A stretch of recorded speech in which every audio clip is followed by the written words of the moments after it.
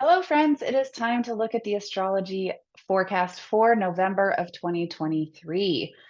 So, we've just finished and wrapped up Libra season. We've stepped firmly into Scorpio season, and Scorpio season is the time each year which truly is the turning point of the zodiac.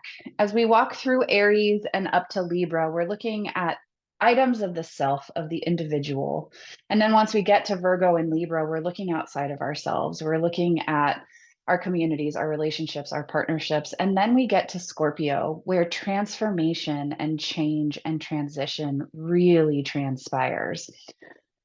Scorpio is the sign of, honestly, I know it might sound harsh, but it is the sign of death, transformation, and rebirth. It is the cycle of life. And we need look no further than outside our windows right now, especially if we're on the East Coast with the beautiful changing of the leaves. But we need look no further than outside our windows to watch the earth preparing to go into its hibernation for the winter, where it releases and lets go of the scruff and the things that no longer serve that cycle of life to make space for rebirth, which will happen after winter.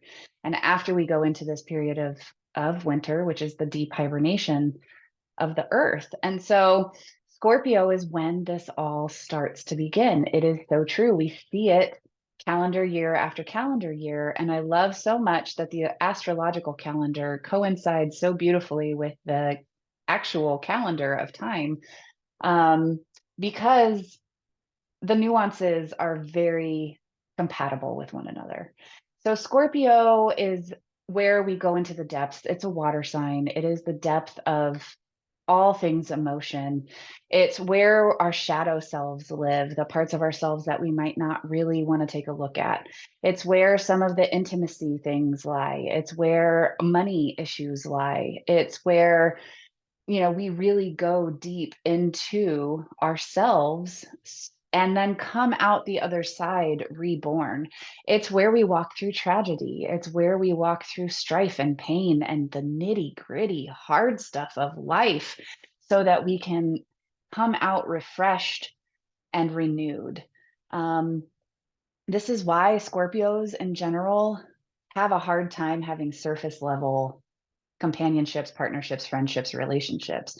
All the Scorpios I know, and this is true even if it isn't necessarily your sun sign. I'm a Scorpio moon, so everything I say with love to our Scorpio friends. But if you have a Scorpio moon or a Scorpio rising, this is true for you. You likely have a hard time with fakeness or putting on a mask with people, and also with having those anything but surface level connections. Things with Scorpios have to go beneath the surface, they have to go to the depths of the soul in order to feel connected to it. And this is true as we connect with other people. It's true as we connect with our jobs, our situations, our hobbies. Like, we are deep, deep people. And that's not to say it's any better than or worse than other signs. It's just a fact of nature here. So that's a little bit of an insight into Scorpio season. But what are we looking at here specifically in November of 2023?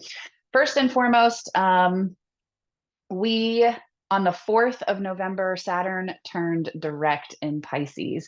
For the last several months, all the way back from June of 2023, so about 6 months ish, maybe not quite six, we have been experiencing the Saturn retrograde in Pisces. So it entered Pisces earlier this year and then almost immediately started moving backwards in the sky.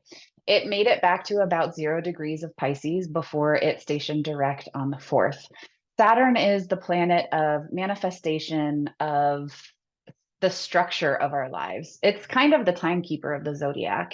It asks us to look at what it is that we're doing in our worlds, and does that align with the blueprint that we were sent here to do? And if not, it gives us a swift kick in the pants to get to work and to get refocused. So since June, our focus may have been slightly altered. It may have felt a little bit hard to connect with our path, with what it is that we're supposed to be crafting and building and creating. But as of the 4th, we may feel slightly more invigorated as Saturn continues to turn direct and then make its way through Pisces over the next several years. Just to keep in mind the fact that Pisces is a sign of the ethereal. It's the sign of the other world, the other side. It's everything that is not structure and tangible and all of these really kind of rigid things that Saturn brings to our world. And so Saturn feels a little out of place in Pisces and likely will throughout the next several years. But that's not to say that we will feel uneasy. It's more to say that we'll just be challenged to kind of expand beyond our rigidity, to really accept that which is soft and nurturing and deep. Pisces is the final water sign of the zodiac. So to really kind of look at what it is that we're crafting and building and creating and forming structure around. Does it touch the heart? Does it touch the soul? Does it expand our knowledge base outside of the physical? All of these things will be themes that we will be looking at, but it all starts kind of as Saturn turns direct on the 4th and moving forward. Then on the 8th, Venus moves into Libra, the planet Venus of self-worth, self-value, money, love, relationships, partnerships, moves into the sign of Libra. Its home sign. It is, Venus is the ruling planet of Libra. And so we could be looking at all of those themes as feeling more settled, more rooted, more firm, more grounded, which everybody loves, right? Then on the 10th, we have Mercury moving into Sagittarius. Mercury is the planet of communication, of idea creation, of spontaneity, of everything kind of heady here. And so, what is it that we're looking at when it moves into Sagittarius? Sagittarius is a sign of big thinking, and so on the 10th, don't be surprised if you're filled with big ideas, big thoughts, big adventures, travel, philosophy, faith, even is a theme of Sagittarius. So our thought processes will be thinking larger and bigger than ever around the 10th of the month. Then on the 13th, we have the new moon in Scorpio, which is a fantastic time to set intentions for what it is that we want to release, what it is that we want to transform in our worlds, how we want to transform, what we want our rebuilding to look like, our restructuring to look like. So really kind of spend some time in the depth of the heart around the 13th and set those intentions as the new moon arrives. Then on the 22nd and the 24th, the sun and then Mars move into Sagittarius. So we talked about Mercury moving in on the 10th, and what Sagittarius really means. That can kind of provide a little bit of a preview for what we will see throughout Sagittarius season, especially with the sun moving in on the 22nd and Mars moving in on the 24th.